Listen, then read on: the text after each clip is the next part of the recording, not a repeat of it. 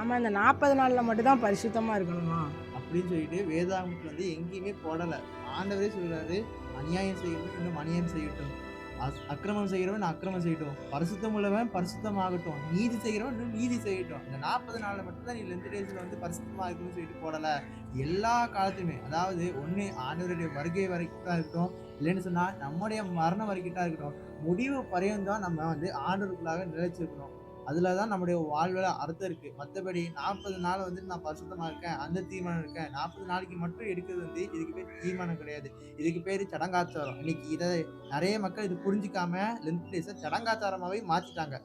அதனால வந்துட்டு எல்லா காலத்தையுமே பரிசுத்தமா இருக்கணும். அதான் ஏசப்பாவே சொல்றாங்க. முடிவு பரியந்தம் நிலைத்திருக்கிறவனே ரட்சிக்கப்படுவான். மத்தேயு 10:22ல வந்து சொல்லியிருக்கு. நம்ம நிலைத்து இருக்கோமா? இந்த வயசுல நம்ம ஆண்டவருக்குள்ளாக நிலைச்சிருக்கோமா? கடைசி வரைக்கும் நம்ம நிலைத்து இருப்போமா? நம்ம தான் யோசிக்கணும் அத.